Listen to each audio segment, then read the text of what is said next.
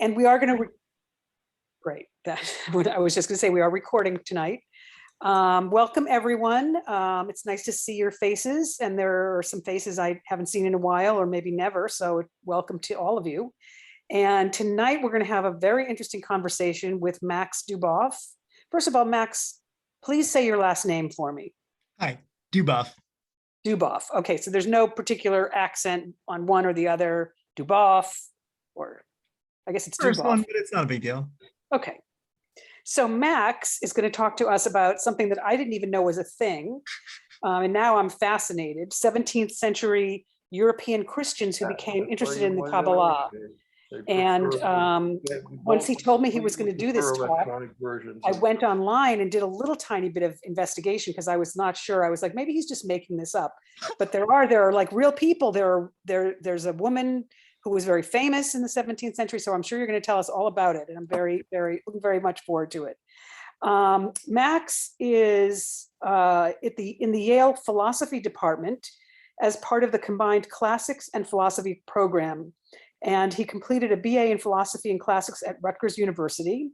His interest is in philosophy include Aristotelian moral reasoning and the intellectual virtues, ancient rhetoric, and protreptic, a word I've never heard of. So in a minute, I can talk about that tonight. It's about convincing people to study philosophy, but you're already here, so you don't need convincing, right? Okay, well, good, great. And Hellenistic value theory. And as many of us know, he also enjoys board games and singing. And as many of us know, he is a very dynamic and exciting Torah laner who brings so much life and liveliness to his readings. I've never heard anybody do things the way you do, Max. So thank you very much for bringing all of these talents to Becky. And I will now, we'll just say everybody's going to mute, or the host is going to mute everybody.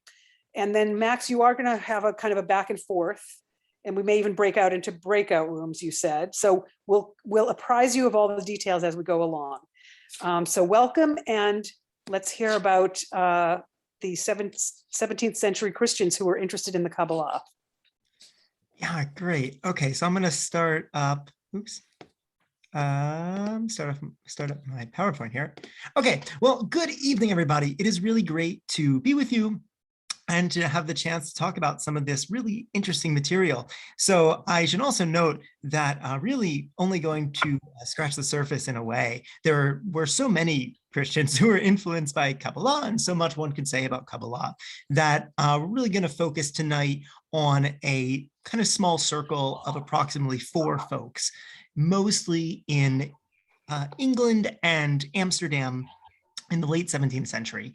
And so the plan for tonight is to introduce everyone to a bit of a cast of characters, some really interesting figures who, as noted, became interested in Kabbalah for a variety of reasons. And so we'll kind of talk through who some of them were and how they related to Kabbalah a little bit. And then I'll go through some information about Kabbalah, especially relating to background on creation, but also just some of the historical background as well. And some of it you may know, some of it not, and that's cool either way, not assuming too much knowledge tonight, but there should hopefully be a lot for everybody.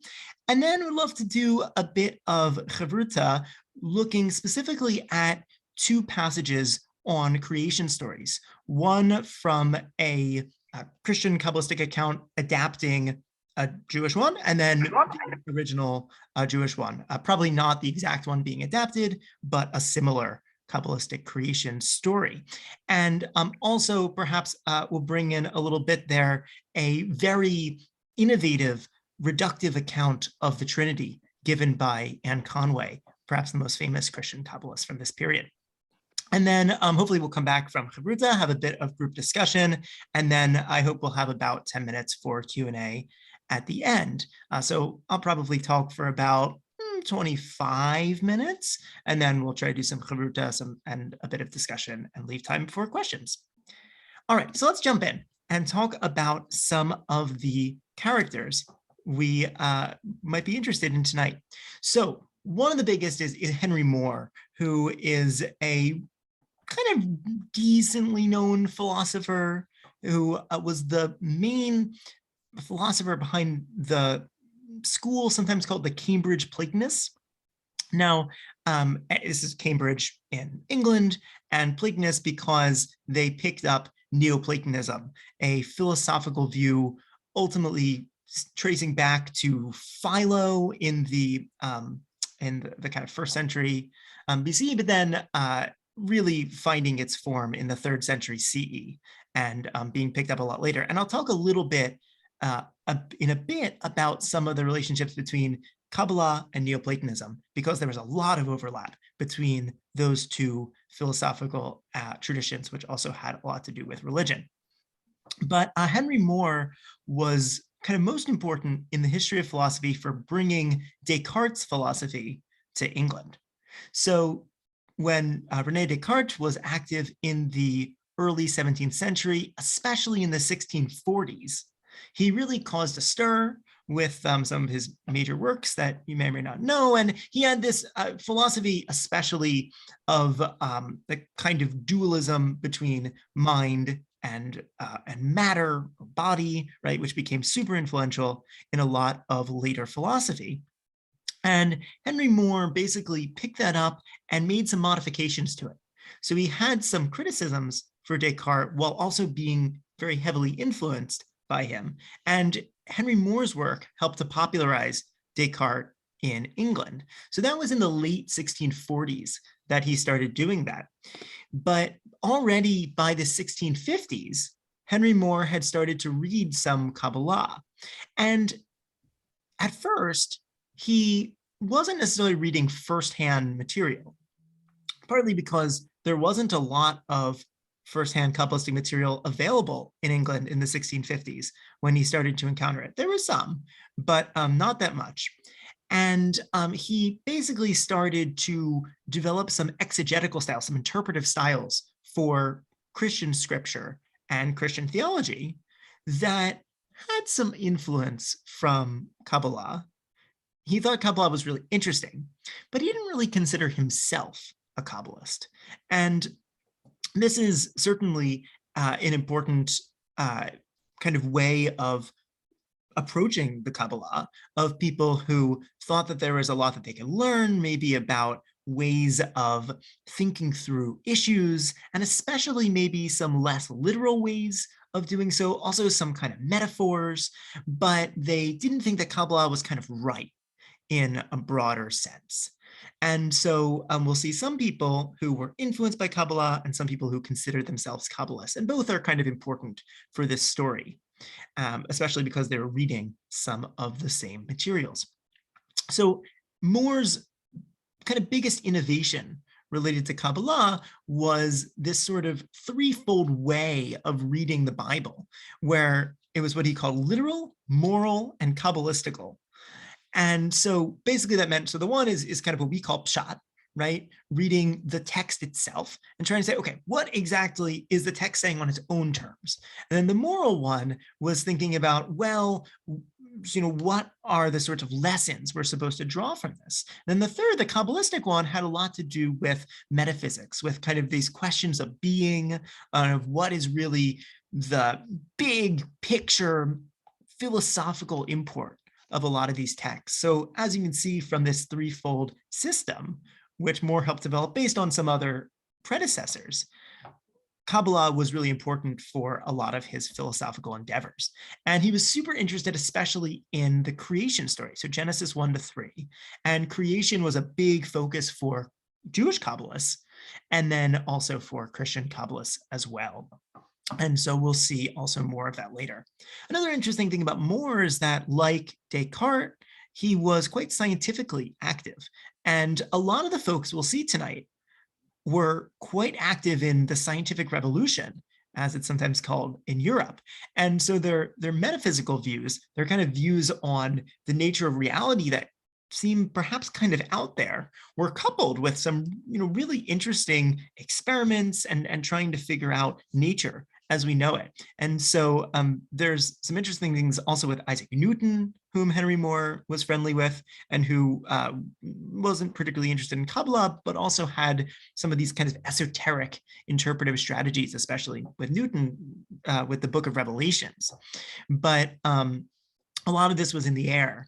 and some of the philosophical views that Henry Moore established and kind of wrote about, we'll talk about more, especially in relation to Anne Conway, who is, as noted, perhaps the most famous Christian Kabbalist from the period, certainly the most written about right now in philosophy circles. Her work has really experienced a resurgence in academic early modern philosophy, partly because she had fascinating criticisms of Descartes. And so she studied with Henry Moore from around when she was 19 and had a very lively letter exchange.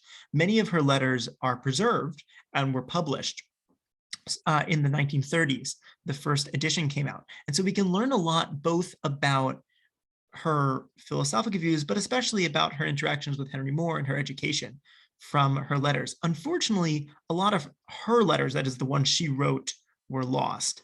But we have way more letters that were written to her. So with her correspondence with Henry Moore, we mostly have the ones that he wrote to her. We do have a work of hers, which I'll talk about in a moment, though, which definitely gives us a better view of her own philosophy. So this is, by the way, on the right, famous picture of Anne Conway. She looked rather different in old age, but this is one of the most iconic kind of portraits of a philosopher of this period. And I love the dog in it, especially the hair on its front. So yeah, so Conway really developed her views in relation to Descartes, and was one of the keenest kind of people to criticize him, as a lot of philosophers realized later. One interesting thing about Anne Conway, who was born Anne Finch and married Lord Conway, so she was a Viscountess. She had a lifelong recurring illness, and it really had a lot to do with her life as it developed, but also her philosophy. So Anne Conway, unlike many philosophers of that period, focuses a lot on suffering, and she ends up developing a view of universalism about salvation, which basically means that she thinks that everyone is saved eventually, everyone goes to heaven eventually, which was not a popular view at that time. It was quite an unpopular view, and it eventually gained traction in the 1800s and later. And it's a pretty accepted view in many Christian circles today, but back then it was really on the fringe. And there are certain kind of sources that we can trace for that. So you seem to be reading a lot of the 3rd century Christian origin, for instance, in order to develop some of those universalist ideas. But we can kind of see traces of her illness in her work. Another really interesting thing about her illness is that it was what led her to meet Francis Mercury van Helmont. So van Helmont was a doctor, whom I'll talk about in a moment. He's another of our kind of cast of characters here. But she originally met him when Henry Moore asked if he would see her for a medical consultation. And unfortunately, he wasn't able to really help her illness too much, but she discovered Kabbalah and Quakerism from him. And this was in the early days of Quakerism. So the Quakers started around in the 1660s in England, and they were heavily persecuted against. And they had a lot of really interesting social theories and religious ones. And so it was a big deal that Conway became involved with Quakers. Her family was very much not approving, for instance, though her husband ultimately didn't try to stop her. And but Kabbalah was what we'll be interested in tonight. There's a lot more one can say about her Quakerism. She only converted in her last couple of years of her life, it seems. But right, so she discovered Kabbalah, and Anne Conway was a true Kabbalist. She really thought that Kabbalah was correct. And we'll see a little later, she wasn't using Kabbalah as a way to just kind of convert the Jews, which was something that some Christian Kabbalists did. They're the much less interesting Christian Kabbalists, right? The ones who are more interesting are ones who kind of really were heavily influenced by it in their own views, or who thought it was right. And Conway was one of those people who seemed to think it was right. Now, that doesn't mean that she wasn't a Christian. I mean, she very much considered herself a Christian. And there's a lot more that we'll kind of touch on as we go on about how she would reconcile those. And for Conway, she endorsed what's sometimes called vitalism, which is the idea that the only stuff that exists is spirit. And spirit is kind of like mind, and this is opposed to matter, right? So now most of us think, right, the world is mostly material, at least the natural world. It's material. The only kind of stuff that exists is atoms, right, is matter.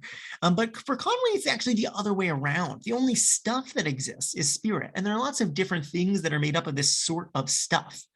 But she's some kind of monist about what substance there is, some kind of thinker who thinks there's only one kind of fundamental sort of thing. And there are various reasons she has for this. And it fits in a lot with the sort of scientific explorations that I mentioned with Henry Moore. So she got a lot of these vitalist ideas ultimately from Henry Moore, but she developed them in really new and interesting directions.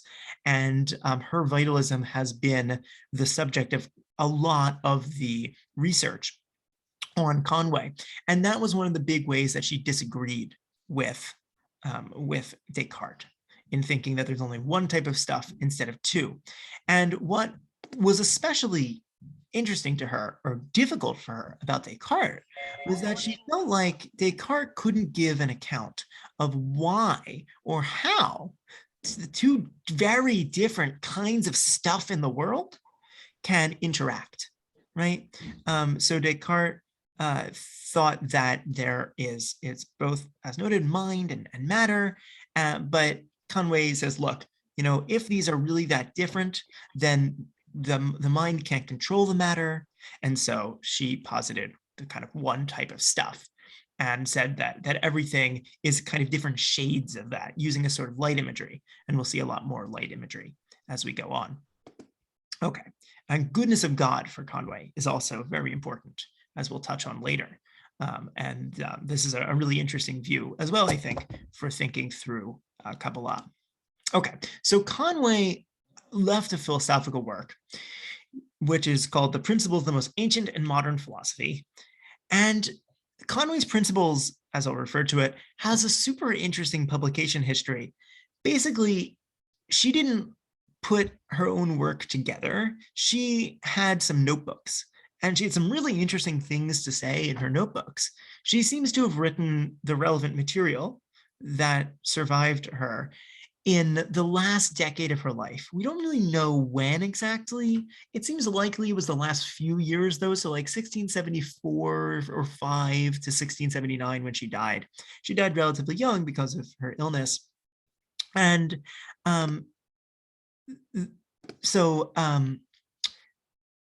this work was published in Latin.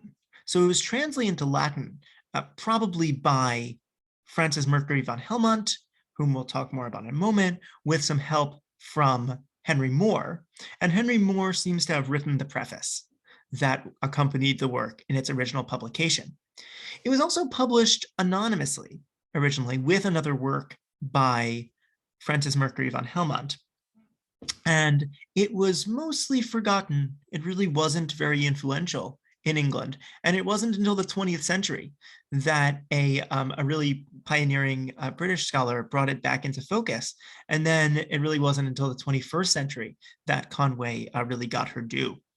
So we don't have her original English. We only really have the Latin. And so that makes it difficult sometimes to figure out maybe some of the exact core of her views. We have a very good idea from the Latin, but we just can't rely too much on anything with the phrasing, which is fine. The other thing is that there are some footnotes, seemingly, or textual references that were added by who edited her work. And so we do have to kind of exercise a little caution with the kind of manuscript that we have, with thinking about what exactly is hers. But the ideas are clear.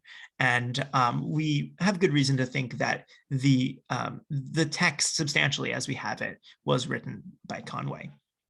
And so it was first retranslated into English in 1692. And that was the most common translation until just 1996, when a big new edition of Conway was published. Okay, so Francis Mercury von Helmont was also a super fascinating figure in his own right. So he was the son of an influential doctor, and Jan Baptist van Helmont, his father, was also a philosopher who was very heavily influenced by Neoplatonism in ways that were similar to Kabbalah. And Francis Mercury van Helmont published his father's works. He put a lot of effort into doing new editions of his father's works. And his father's works were quite philosophically influential at the time, both in medicine and in some broader philosophy, even though Jan Baptist van Helmont is not well remembered today. And Francis Mercury van Helmont also developed his own philosophical system.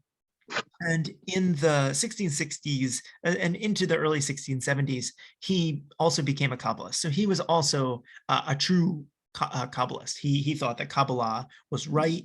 And he also explicitly referred to Christian Kabbalah. So he has a work called The Sketch of Christian Kabbalism, for instance, where he kind of outlines what he sees as some of the big principles of Christian Kabbalah. So really this blend here of thinking both that Kabbalah is basically right and also being a Christian and kind of fitting into modes of Christian theology. So Van Helmont also did a lot of alchemy. And so again, these kind of scientific pursuits, even if it's not quite what we would recognize as science. And he was himself a doctor. He learned from his father. He was also a diplomat, and he was very well connected with some nobles in Europe. And he was a philosopher as well, and he published several philosophical works throughout his life. So he was the one, right, who introduced Conway to both Kabbalah and to the Quakers. And so she and he became very good friends in the last decade of her life. And Conway often hosted folks at her estate, Ragley Hall, in or kind of an hour outside London or so. And so this kind of circle that we're developing, especially of Conway, Van Helmont, and Moore, was centered around Ragley, especially because of Conway's illness, you couldn't travel that much. So, so folks spent a lot of time at her estate. Also because there was a lot of space, and she wasn't close with her husband, and he was often away. All right. So, oops. Okay, and so the last kind of big member of our cast of characters here in the Christian Kabbalah world is Christian Noor van Rozenroth, who also went by the codename Paganius. Not really a codename. It sounds cooler to call it a code name, but that was the name that he was often called by, especially like in Henry Moore's letters, for instance. So he was a nobleman and also a scholar, and he's most important as a publisher. So he was influenced by Kabbalah.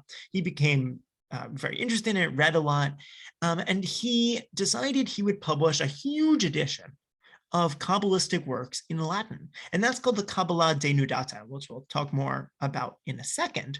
So he compiled it. He did a lot of the translations. So he translated all these different things into Latin, right, which is very difficult. These are not easy works. So he did a kind of huge burden there. And the Kabbalah Denudata was indeed a great addition, which then was quite influential.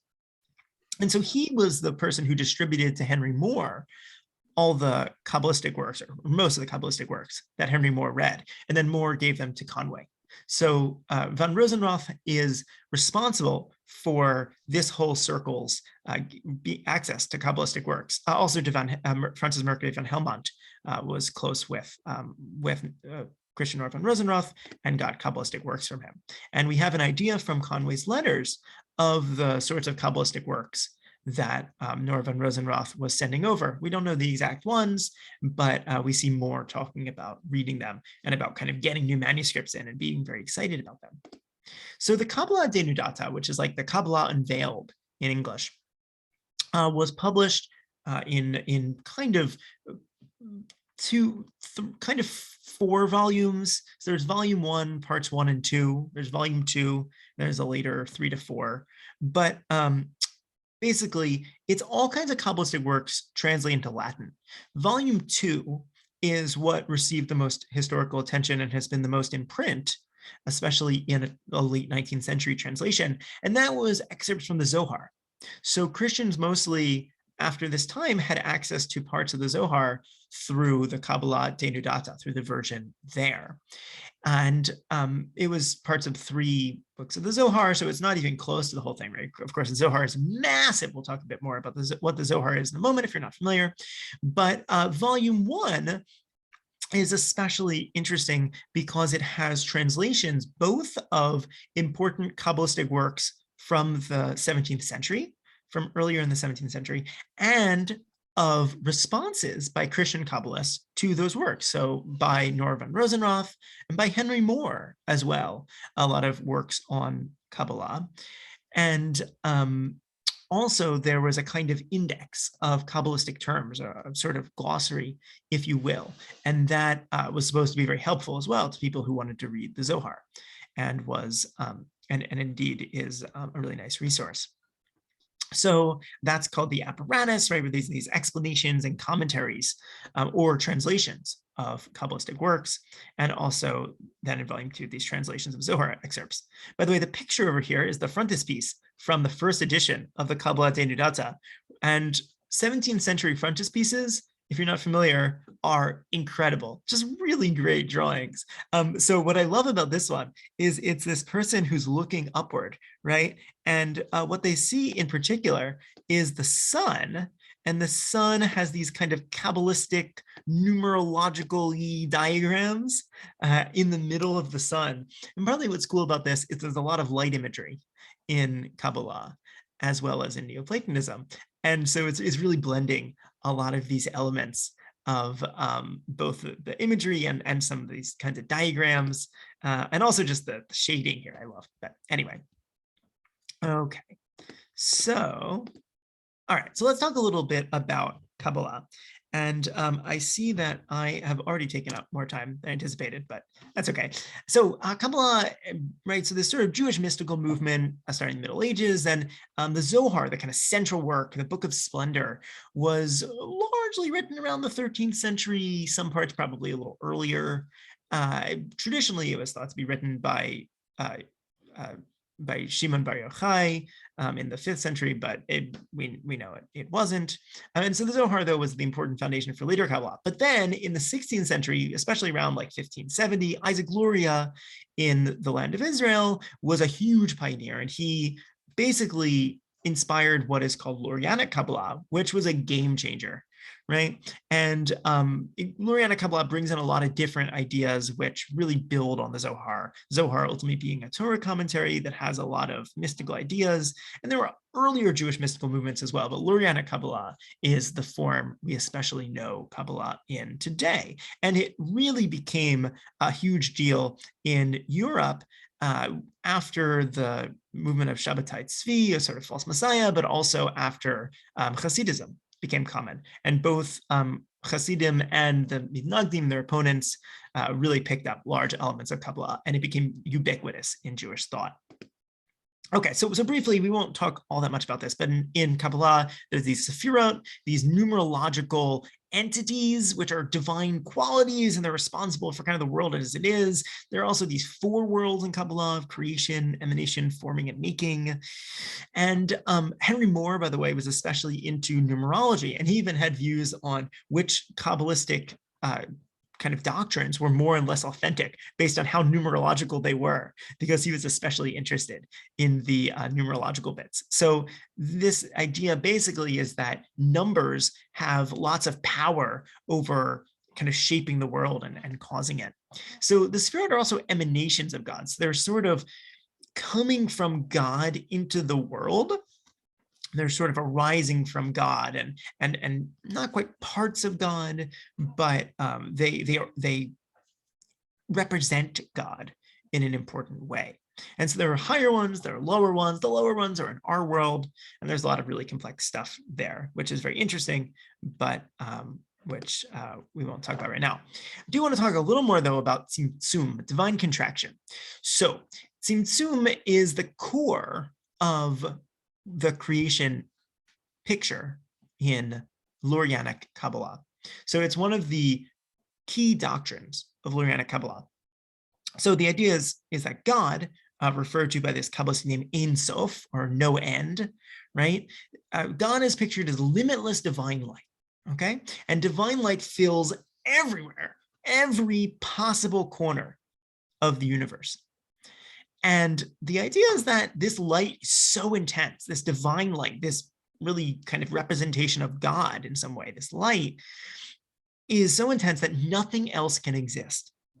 Okay, so only that light can be in that space because anything else will kind of be overwhelmed. So what's the answer? God wants to create, so God somehow has to limit God's self, limit God's light in order to make space for creation. And so tzimtzum, this contraction or compression, is basically like coming towards the sides of the space of light and leaving some kind of space in the middle. Now, there's really complex and difficult reasons, which we'll see a little bit more later, why Lurianic Kabbalists think that the divine light and the universe really has to be a circle. Basically, they think that a circle is perfect, and because it has no sides, right? And this was an idea in a lot of earlier math-heavy philosophical traditions also, that a circle is perfect, and so the world should be a circle. And so, so they think that when this contraction happens, or this compression, that it's coming from a point in the middle. And because it's a circle, there is a single point in the middle. And so we are in that space in the middle.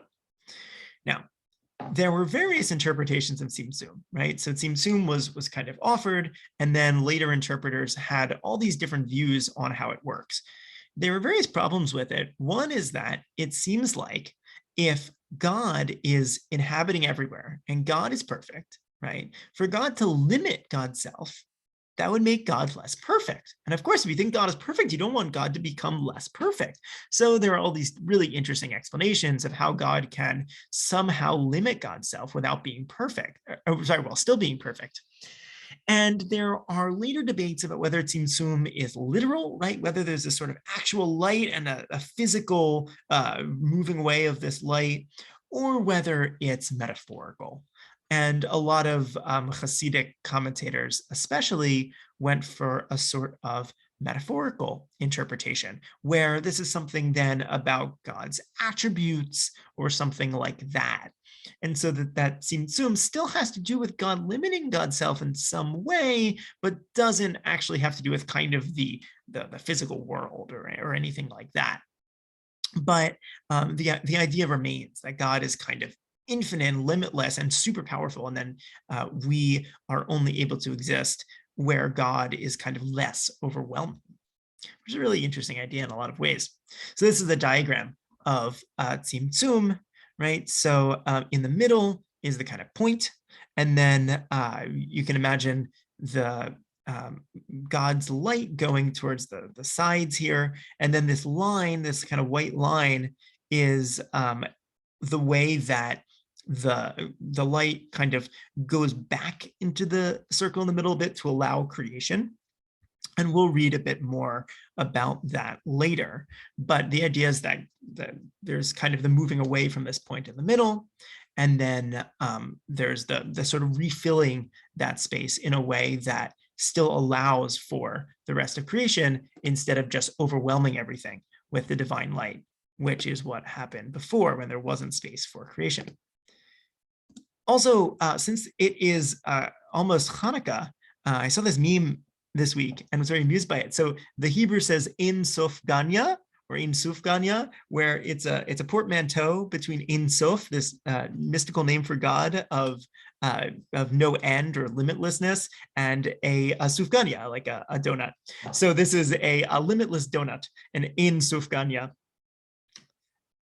Funny stuff. Okay. All right, so there are a bunch of interesting doctrines of Lurianic Kabbalah. So one is the breaking of the vessel, Shavirat HaKelim, and the idea there is that God's light is kind of still too strong for us in a way, and so when there's creation, there's also this sort of breaking, and then we are kind of longing for this sort of return to God. So we're separated from God, something like a fall, and tikkun is this restoration to God's perfect light, right? We're not in our embodied state able to access that perfect light, but we can get closer, especially with reincarnation and really interesting things like that. So tikkun olam, or tikkun for us and tikkun olam for Lurianic Kabbalah, really has to do with this cosmic level of restoration and returning to the perfection of God. And scattered throughout the universe are these sorts of sparks, is the imagery from creation, these sorts of bits of perfection that are left over that we can use to, again, get closer to God's perfection. All right, so let's talk briefly about Chaim Vital. So after Isaac Luria died, he only wrote one short work, but he had lots of students who were very energized by his work. And there was a bit of question, about what kinds of doctrines would be around attributed to Isaac Luria. But Chaim Vital, one of his students, really positioned himself as the main interpreter. And so Lurianic Kabbalah, as we know it today, is basically the product of Chaim Vital, who wrote extensively. And his major work is called the Eitz Chaim, right after his name, Chaim. And it is 7 big volumes, and it really goes through Kabbalah in all sorts of detail. And later we'll look at an excerpt from the Book of Interpretations, the Sefer HaDroshim, and that is excerpted from his big work, Eitz Chaim. And so Vital, very interesting in his own right, and his works as well weren't really published until close to his death. So it took a bit of time after Luria's death for his doctrines to really be published, but they were distributed earlier, and people were very excited about them. And Vital also tried to prevent a lot of Luria's works being published except by him, because he wanted kind of control. But some of them still became influential elsewhere. And so there was the first major Lurianic Kabbalist in kind of continental Europe was Israel Sarug. And then a student of his was Abraham Cohen de Herrera. And Cohen de Herrera is super fascinating. So his major work, Gate of Heaven, Puerta del Cielo in Spanish, he was Spanish, or Sha'ar HaShamayim in Hebrew, is still one of the most important Kabbalistic works, mostly in the Hebrew translation these days, though there was a new translation from the Spanish a few years ago.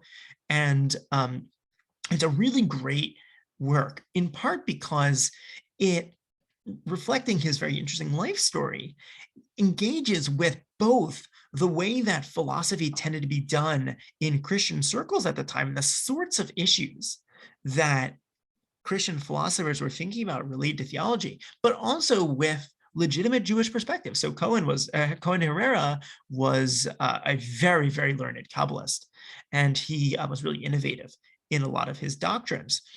And he was born Jewish, but he was educated in kind of Christian context, and that really gave him this double view. So fascinating historical figure in his own right, super systematic. His work is quite long and very thorough. And Conway also seems to engage with him.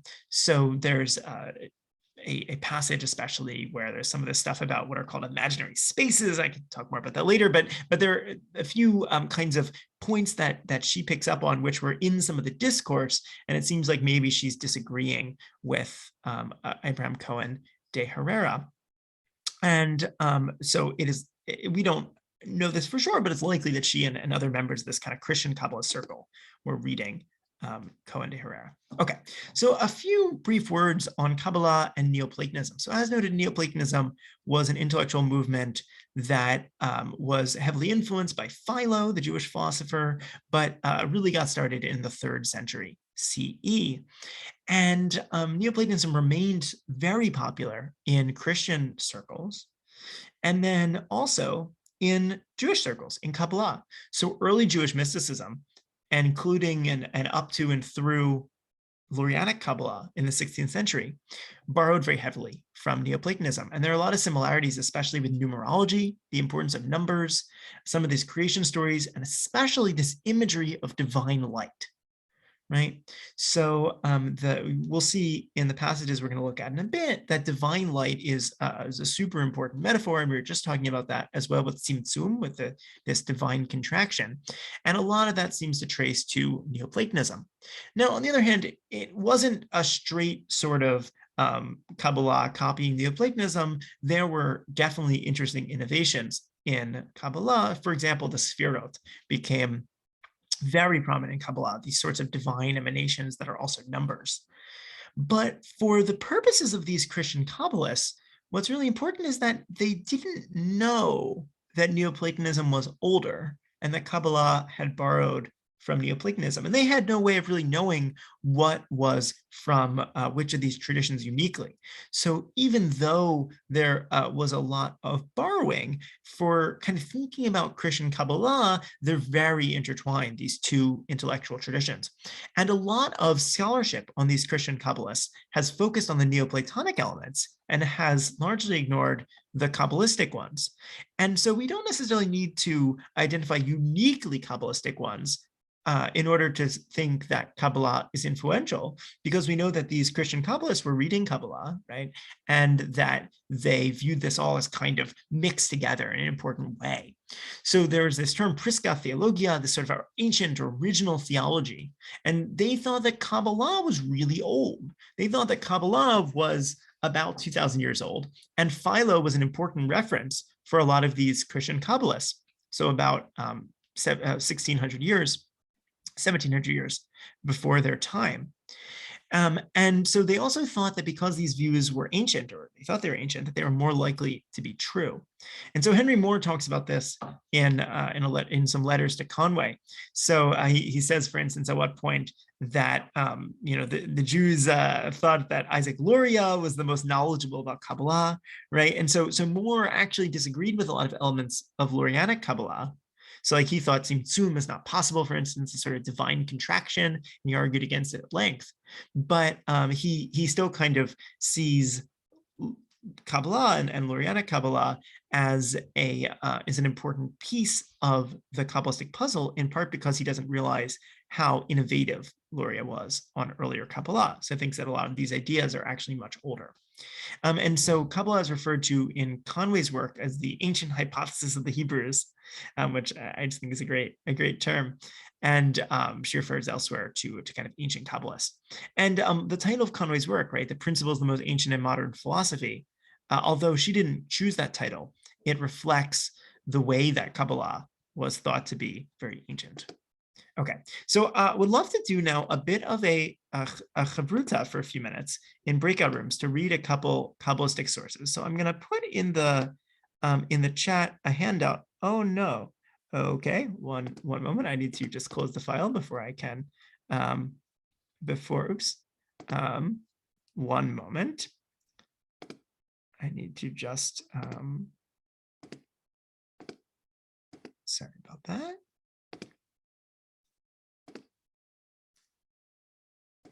Okay, great. So I just put in the chat a handout for our chavruta here. And so I'll just do kind of one more slide. Oops. One more slide with a little context, and then I'll kind of introduce what we're going to do. Okay, so just a few thoughts about God for Conway. So there are two sources you're going to look at. One is a Kabbalistic creation account that appears in Anne Conway's work. It's not clear if she wrote that account. It might have been Frances Mercury van Helmont.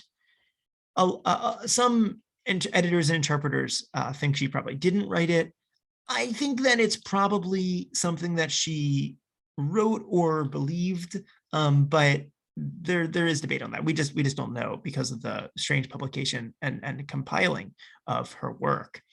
But in any case, it is an important Christian Kabbalistic expression of Jewish views. And then the other source you're going to look at is an excerpt or a series of excerpts from a work by Chaim Vital, this Liber Drushim, or these books of interpretation, right, that were published in Latin in the Kabbalah Denudata. That was, right, so it was originally written in Hebrew, but then it was translated into Latin to be published in the Kabbalah Denudata. And these have really interesting similarities and differences, these two accounts. Okay, but a few notes about Conway's God. So in chapter 1 of Conway's work, she talks about God as kind of spirit, light, and life. And these are three big aspects of God for her. And a lot of her other views follow from these views about God. And then she also still thinks that God is kind of unchangeable and simple. And that it's very important for her that God be unchangeable. And then she draws a lot on kind of more explicit Neoplatonic or Platonic material. So like, for example, she draws on Philo. And then in 1.7, she also has this important kind of reductive account of the Trinity. So she thinks the Trinity is not really 3 persons. And maybe we'll talk about a little about that more later. And then as noted, she's a universalist about God, which means that she thinks that ultimately there is only one kind of place that people can end up after they die, and that is heaven, though they might have to go through a lot of different cycles before they can get there. Okay, so you're going to start some breakout rooms, and folks can read these for minutes. I see that we're a little low on time. Okay, that is unfortunate. So maybe we won't do that for time reasons. But so maybe it would be better actually if I yeah, I think for time reasons, actually, I'll kind of summarize some of what's interesting about these, and then we can open it up for questions, and then you can feel free to read it on your own later. And Cynthia, absolutely, I will be around, and we can hang out to discuss or read some of these together. Great. Okay. So sorry about that. So some questions to consider with some of these sources are content differences, right, between this sort of Jewish account, although filtered through translation by Christians, and the sort of account definitely by Christian Kabbalists who were influenced by Jewish Kabbalah, but using it for their own purposes in a lot of ways. And then there's a lot more we could say about the kind of role of creation narratives in their works, and then the Trinity. So one of these accounts is what's called the annotations of the first chapter of Anne Conway's work, The Principles of the Most Ancient and Modern Philosophy. And as noted before, this is one of those things where we're not really sure who wrote this part.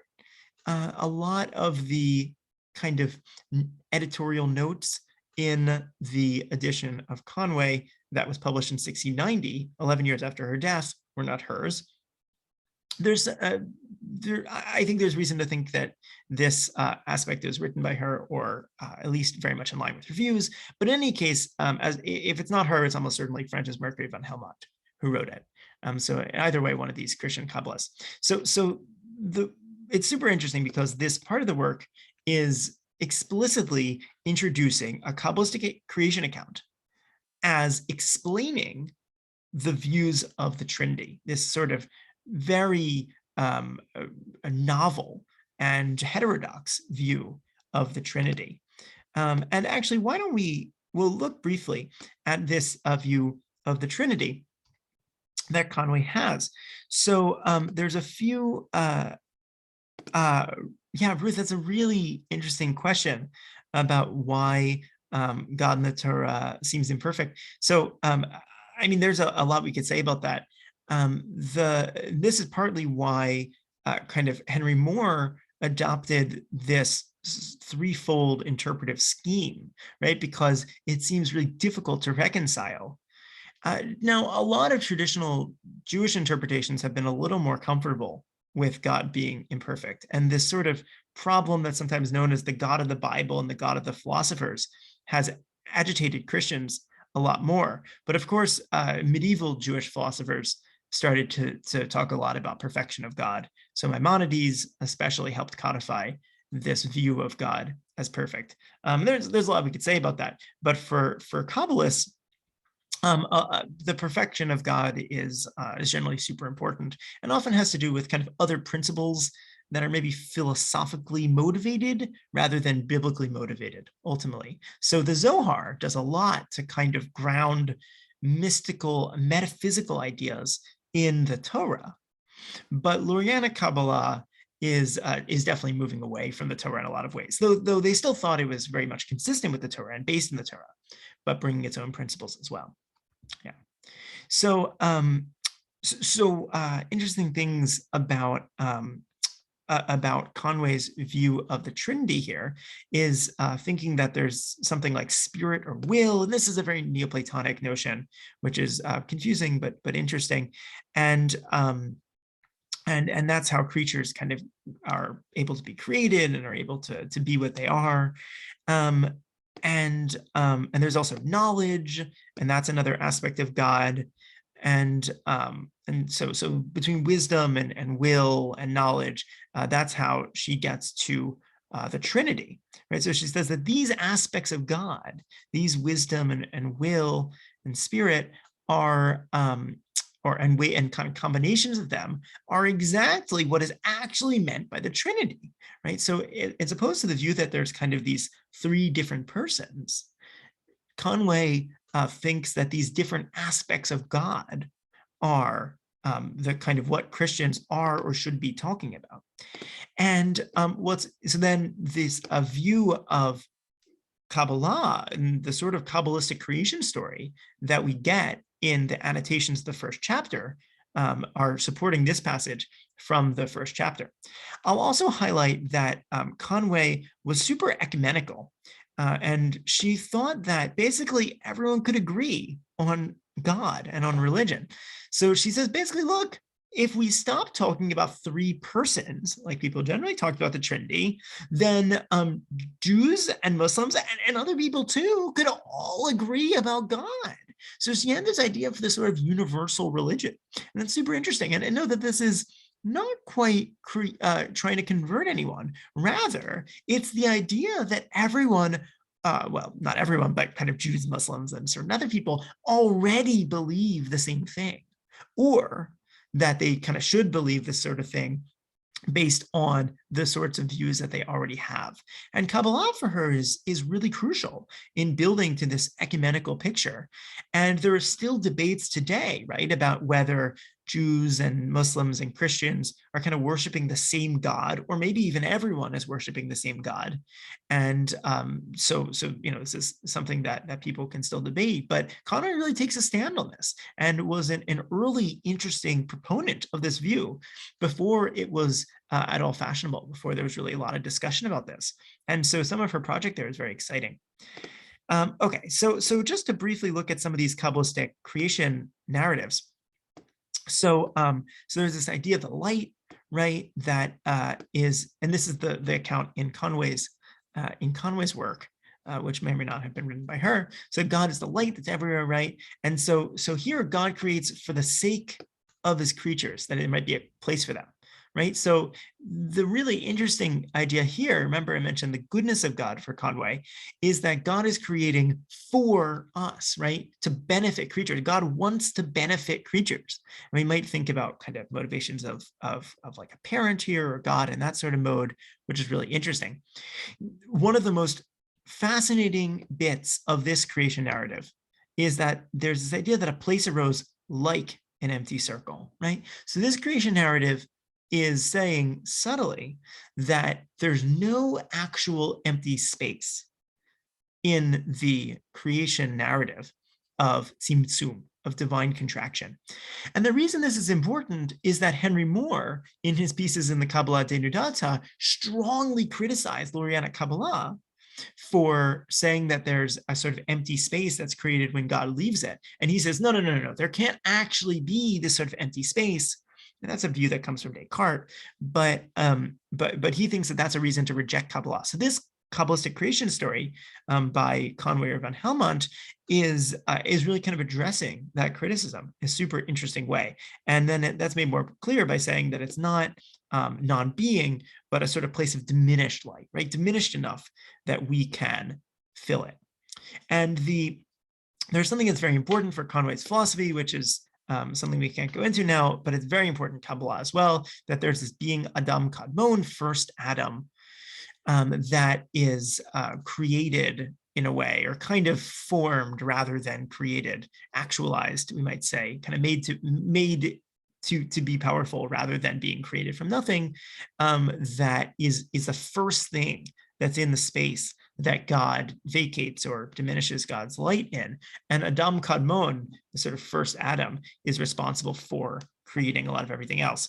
And Conway thinks that Adam Kadmon, this sort of Kabbalistic intermediary with God, is Jesus, right?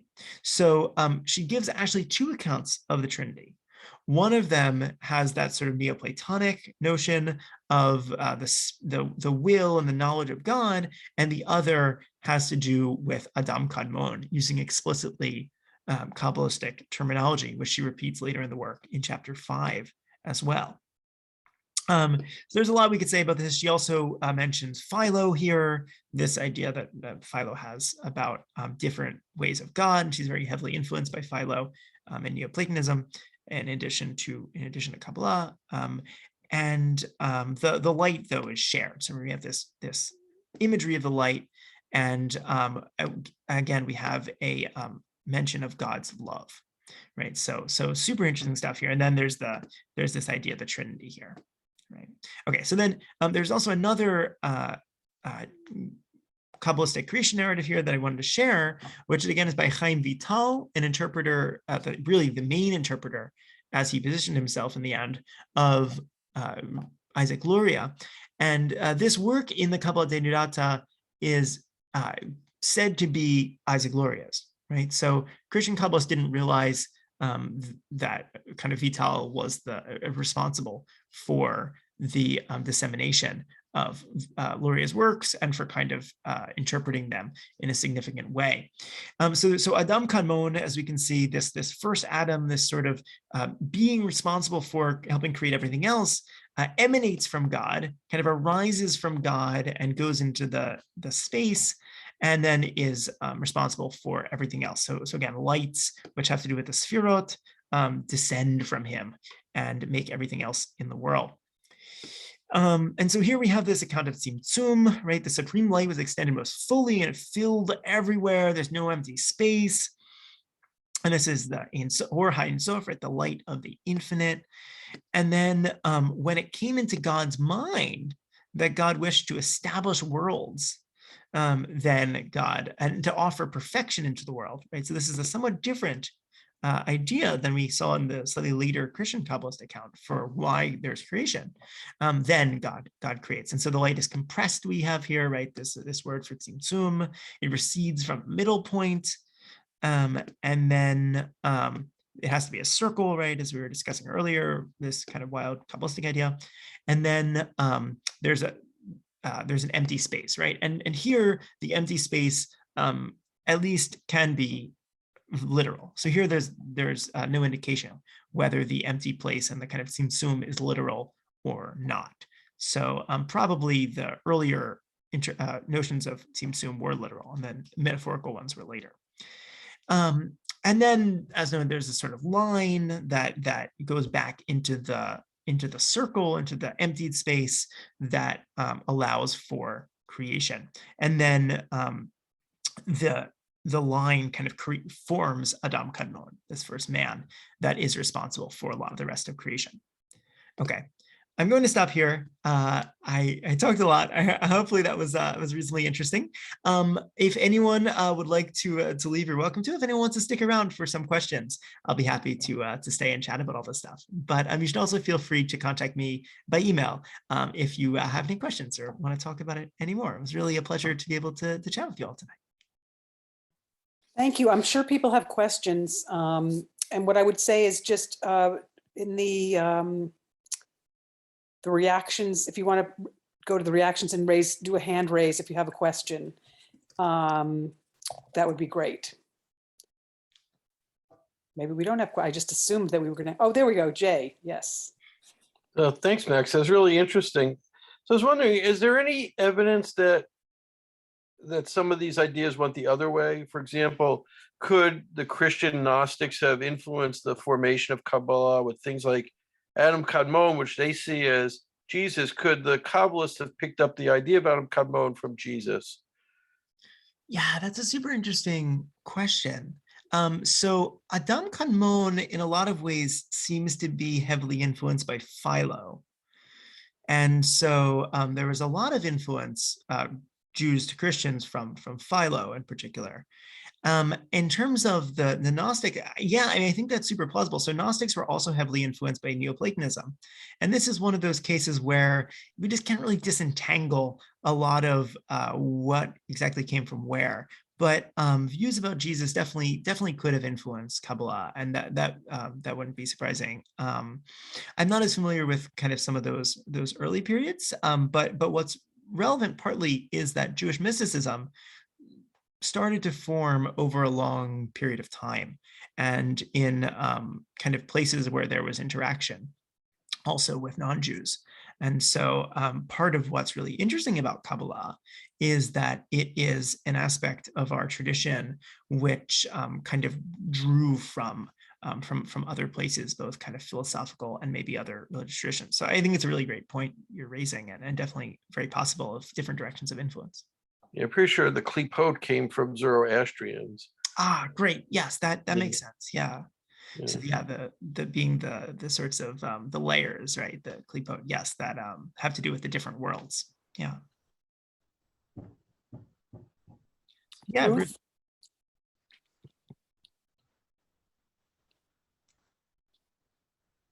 Ruth, you can go ahead. Yes, can you tell us more about Philo? Oh yeah, great. Okay, so Philo was in Alexandria in Egypt, and he was a super prolific philosopher. He wrote tons of works, and we have a lot of them preserved. We have a lot of Philo's work preserved. He was kind of part of the Hellenistic Jewish community in Alexandria. So he was a really important voice for kind of thinking about Jewish texts and kind of peoplehood within a Greek philosophical and cultural framework. And so he was heavily influenced by a lot of Greek philosophy, but he explicitly talked about Jewish sources and whatnot. And he worked, for example, with Tanakh in Greek, maybe not the Septuagint as we have it, but something similar. And Philo was a Platonist, and so he was influenced by some of the works of Plato and his people after him. But Philo was hugely innovative as well. And the idea that he had that most influenced later Platonic tradition, but especially Christian tradition, was what was called the Logos Ousios and the Logos Prophorikos.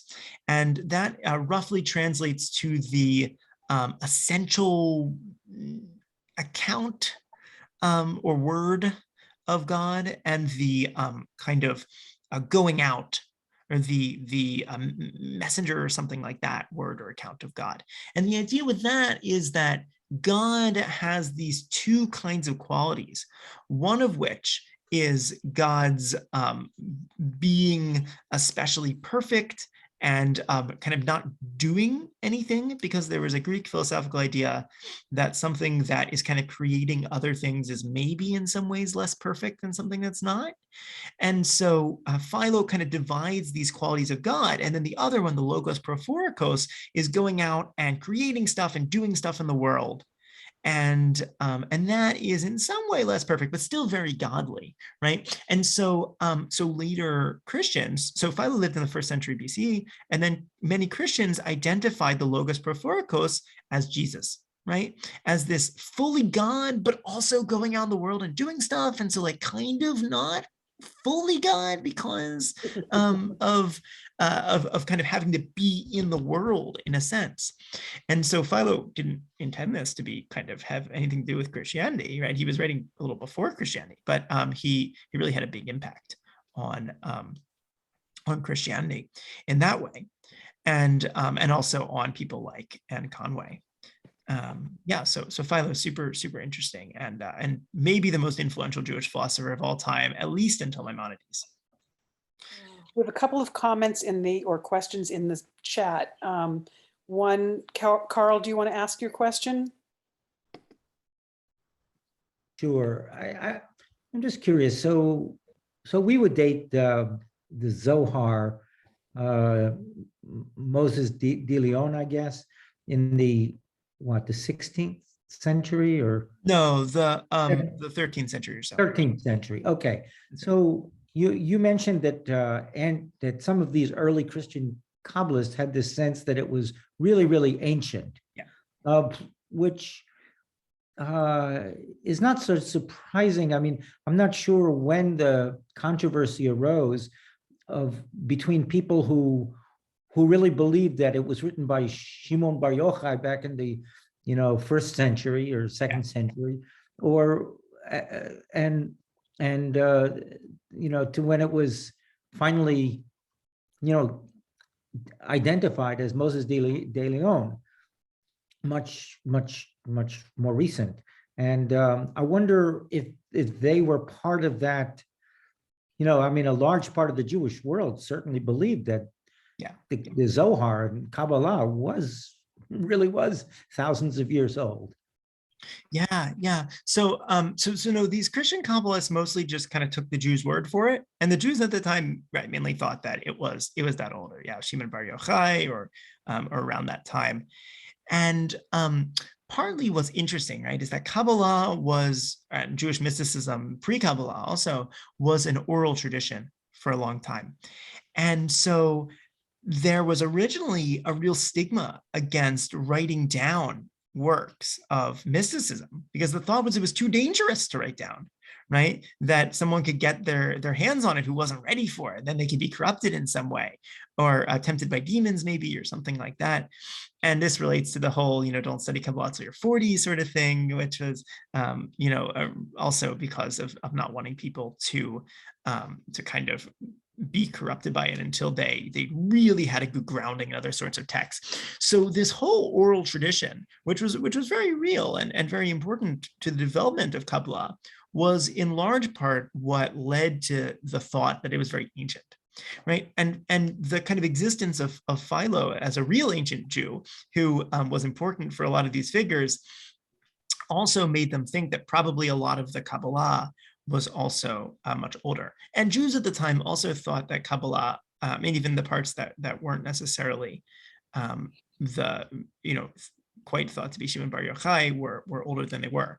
Of course, Jews at the time knew about Luria, right? And but it wasn't quite as even clear to Jews how innovative Luria was. I mean, so some people knew, of course, but there was generally this impression that Luria was mostly interpreting earlier stuff, or bringing out aspects of it which were maybe there but not really prominent. But now we can kind of see some of his views that were especially innovative. Yeah. And Isaiah, you had a question as well. I think Max already answered it. I asked when Philo Okay. lived, and Yeah. he said it was first century BC. I apologize. Actually, I might be slightly. It was around the turn of the millennium. But here, let me. I'll just look this up. Oh yeah. Okay. So sorry. He was born. That's right. He was born in the first century BCE, but then he lived and he wrote in the early first century CE. My apologies. Thanks also, Cynthia. Yes. So he was writing right around when Christianity was just beginning, but before anyone really was kind of thinking of themselves as Christian, right? It was just another reform movement among the Jews. Paul transferred it. And Ruth, do you have a question? Yes, I hope this is relevant. I was thinking about the 4 rabbis in the garden, and one comes back insane, one dies. Somehow it seems to relate to Kabbalah. I don't know why. They were deep into meditation or mysticism.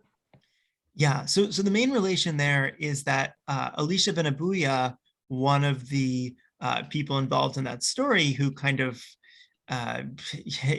is able to, is kind of able to come out in a way. He was thought to have been corrupted in a way by Greek philosophy and to become a kind of misanthrope atheist, something along those lines. And so the Greek philosophical tradition was very influential on things like Kabbalah, and does relate to that story, but it didn't tend to be claimed as such. Right? It tended to be kind of obscured in other sorts of intellectual traditions when it was picked up in Kabbalah, but its influence is nonetheless quite felt. Yeah. Also, the destruction of the gradual waning of the Jewish community at Alexandria also had a lot to do with the end of kind of more explicit Greek philosophical influence on Jewish thought. And there are echoes of Greek thought throughout the rabbinic period. There's lots of interesting stuff on that, but yeah, no, with the story you're mentioning, it is really interesting to think about some of, what are the ideas that they're dealing with, and Kabbalah then really built, as you said, on some meditation. So Kabbalah also, one of its early influences was meditation on Ezekiel and the kind of the chariot of Ezekiel 1. And some of these really mystical visions. And the book of Ezekiel is great for those. And kind of pondering these visions. And those were thought to have this kind of power to really lead people out of their minds in some way if used improperly. And so Kabbalah, before it became a kind of cultural cliche in the West, really at one point was thought to be very dangerous. Like rock and roll. No. Yeah, exactly. Well, yeah.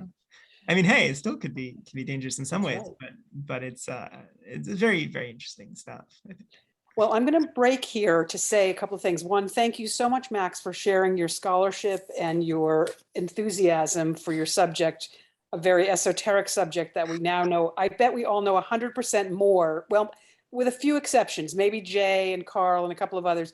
I know 100% more about everything you spoke about tonight than I knew before tonight. So thank you very much.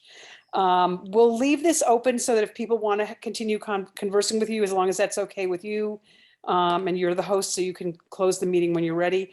I do want to remind people that next Wednesday night is a meeting of the prayer and liturgy group, and I believe they're going to be exploring the Amidah. You do not have to have come to any any prior meetings, and that has a different link that you can find in happenings and in the flyers that get put out on email. And then the next event that I want people to know about is on Sunday, November 21st. There's going to be a sisterhood gift shop book and gift fair. And Mark Oppenheimer is going to be doing a book talk and signing about his new book on the Squirrel Hill Massacre, which I hear from, there are a number of people who have already read the book and have told me how wonderful it is. You'll have an opportunity to ask him questions. You'll have an opportunity to buy the book as well as other books. And I hope to see you there. That's from 10 to 12:30 on Sunday, November 21st. And again, thank you very much, Max, and thanks everybody for coming. Oh, Eva, do you have your hand up? Yes, on the 21st, also, you'll be able to pick up the pies that you ordered. Right. And if you still want pies, talk to me directly. Great. Thank you, Eva. Thank you for everybody's support. And the rabbi wanted me to let you guys know that he's at a rabbi retreat and he's sorry to have missed this. He's looking forward to watching the recording and says hi to everyone. And I will see you all soon. Thank you.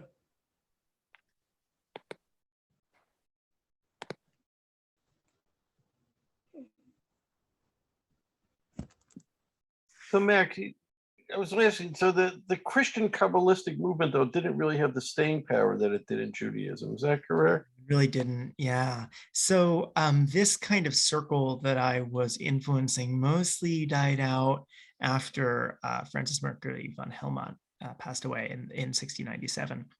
And the Kabbalah Denudata, though, did continue to have some influence. Not a lot, but basically there were subsequent movements that kind of picked up on some of similar themes. And so some of the scholarship and works that had already been distributed were then more widely available, as opposed to before the Kabbalah Denudata was published, when there just weren't many Kabbalistic works available in Latin or languages other than Hebrew. Also, there were some folks, even I was leaving out, so like Jacob Böhme in Germany in the mid 17th century was a really important figure. And there were even a couple of folks who kind of converted from Judaism to Christianity and who were Kabbalists, which was also like really interesting in other ways. So, but after the 17th century, it really didn't kind of stay prominent. And I think the reason for that has a lot to do with just broader philosophical and religious trends. It's worth noting, however, that there were some really important influences of Kabbalah on later philosophy, and parts of philosophy that aren't necessarily considered religious philosophy. So Leibniz, the important early or late 17th and early 18th century philosopher, was quite influenced by Kabbalah. He was friendly with Francis Mercury von Helmont in Helmont's later life, and also Leibniz mentions Conway at one point.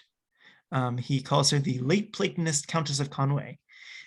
So he identifies her specifically with Platonism, and he kind of has a high opinion of her work, which is super interesting.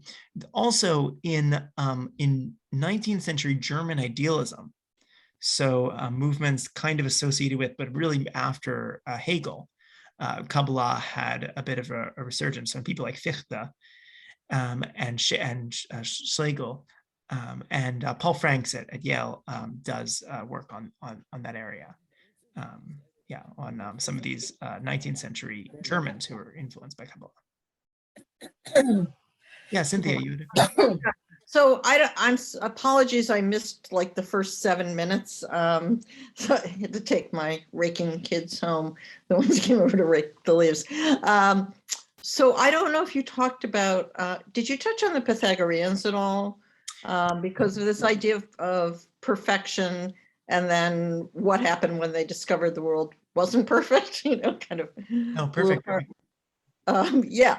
That kind of resonates with me as you're talking about the circles and leaving space in the circles or not. So that idea of perfection, and then just as a visual person, and I mean, right now visually, I'm working with the manuscript from Cairo from the year, it's a Hebrew manuscript from 1008, and it has all these circles on it and all these triangles. And it, as you're talking about the Trinity and the sphere, I'm just thinking of that tension between, triangles and circles are not the same.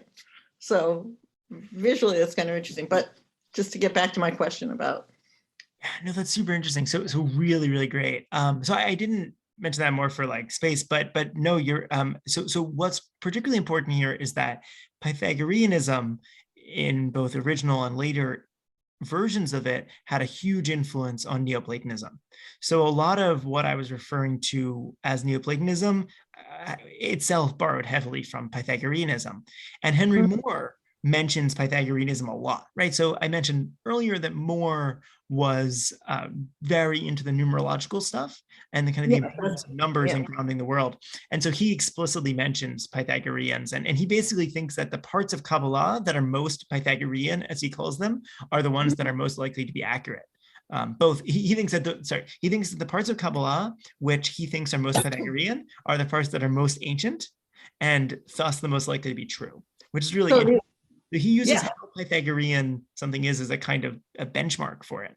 And so this was a common thing. So Pythagoreanism influenced even early Platonism, but it just became more and more prominent as the intellectual movement went on. And so that's super fascinating to hear about the use of these circles and triangles in the manuscript you're working with. So I'm not familiar with kind of those early stages of mysticism and Kabbalah, but that makes a lot of sense that some of those kind of ways of thinking about the world and philosophy in terms of shapes and numbers would be influential even at that early point. Yeah, it's amazing. I'll send you an image of the manuscript because it's just amazing. And unfortunately, I don't read Hebrew, but I don't know if people know Leah Caroline. She's a New Haven artist who's gone over the manuscript with me a little bit. That's just a nice artist to artist generous act. So I have, anyway. I don't know if other people have other questions, but. No, it's fascinating stuff. Yeah, I mean, for me now you've opened up, I mean, the whole idea of the spheres, when I think about Kabbalah and I think about the Pythagoreans and, the spheres and the planets and the musical notes and everything being so perfect. And then the spheres in Kabbalah, they just seem to be somewhat the same. Yeah, and what's interesting about Kabbalah also is that there are like multiple worlds, right? And so we only touched on this briefly, but these worlds of emanation, creation, forming, and making, and those are also all circles. So there are different sorts of circles. Each of the sphirot is a circle, right? And so, and there may be more circles that kind of go out into the world. So everything kind of gets back to these shapes. Yeah, I love it. Thanks. Thank you so much. This is just great.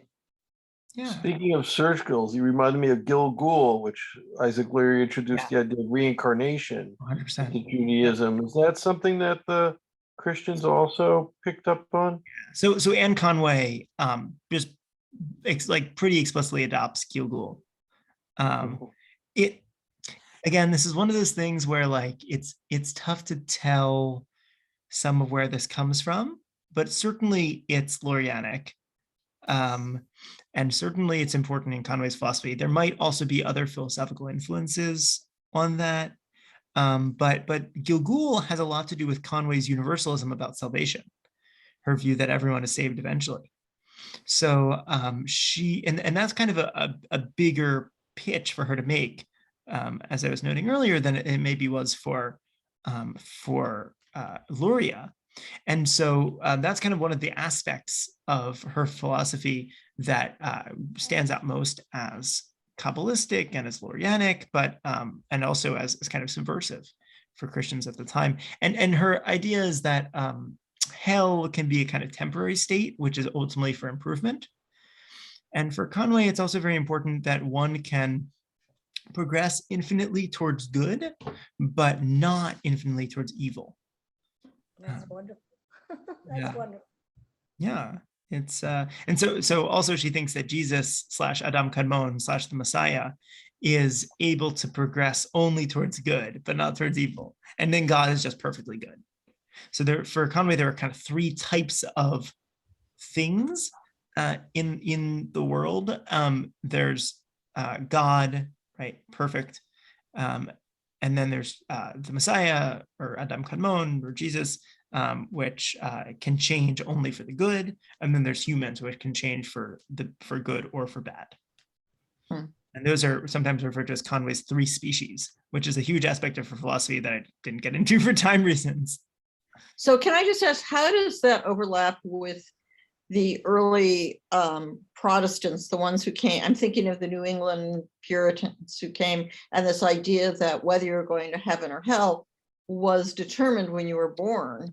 And you couldn't make, too bad if you were. Predestination.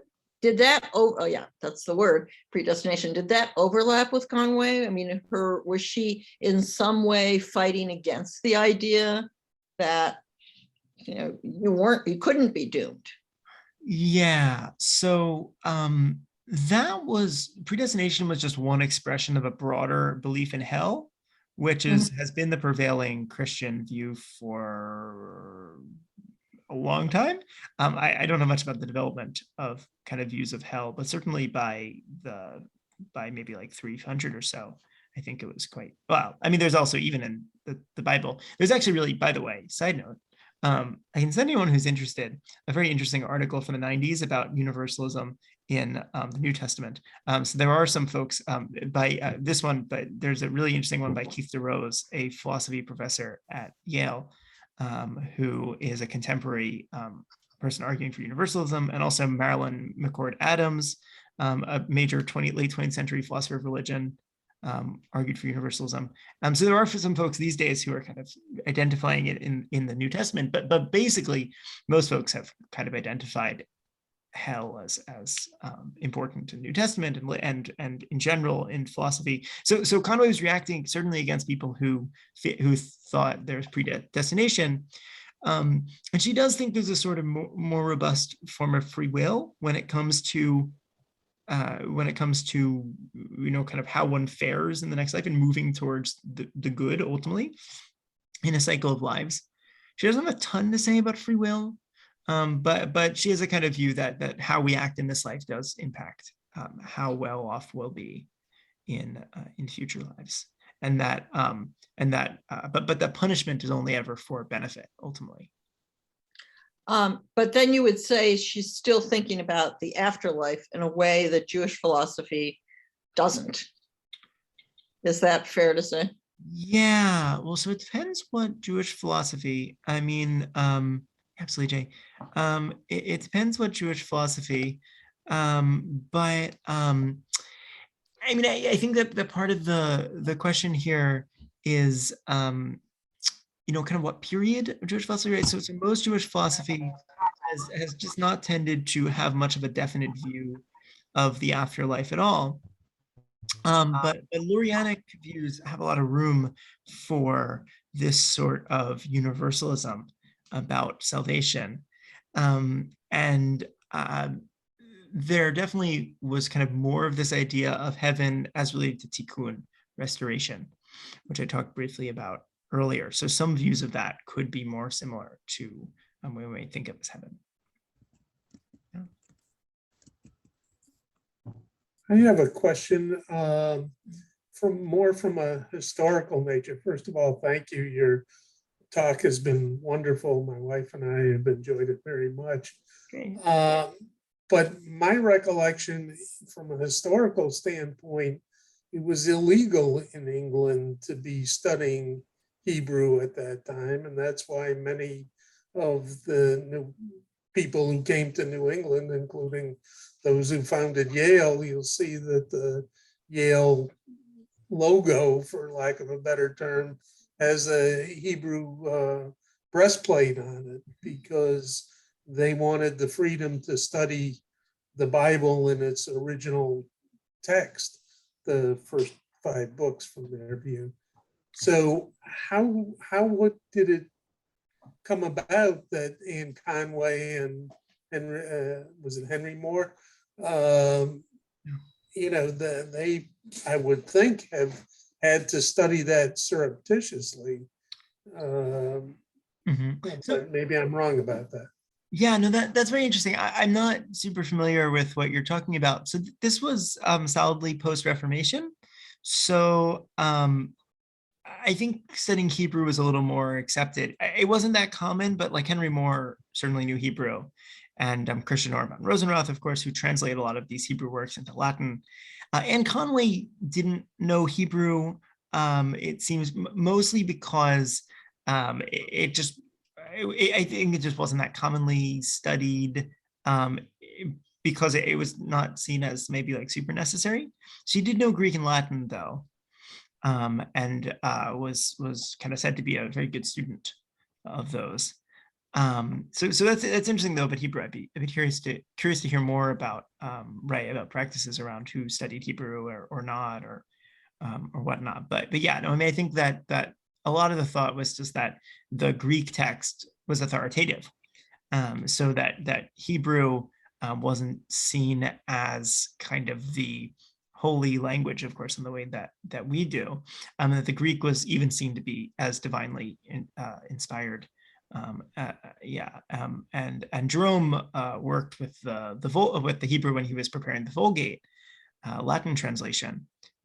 So there certainly was kind of interest in Hebrew at various points, but I think less so for still in this period for accepted among the most academically minded folks. Yeah, I mean, there was an accepted form of the Bible. That's why there was the St. James version, and my understanding was that studying it and coming up with your own version was a form of or your own thinking about what it meant was a form of heresy. So it was taken very seriously. And again, obviously Yale started in the 1630s or whenever exactly it was. And so I think that was still current at the time of you're saying that Conway was doing her things, but I'll defer to others who may know more about it than I. No, there were a Thank lot you. of turbulent intellectual movements especially in Christianity at the time. Yeah, so I think there might have been a little more freedom on some things, but the English Civil War, not near the beginning of Conway's life, also was unsettling in for a lot of these sorts of things. And then Quakerism, right, which Conway became involved with, was another kind of seen as heterodox view that was a little bit destabilizing to the Christian establishment. Yeah. Any other questions people want to chat about, or should we call it a night? I have one question. Yeah, great. Are you familiar with Tanya? Chabad used. I'm not that familiar. No, I mean, I know just the very basic stuff, but have you studied a lot, Tanya? A bissel Cool. with Peggy. Peggy Levin, the Chabad movement. Gotcha. Cool. Well, thank you very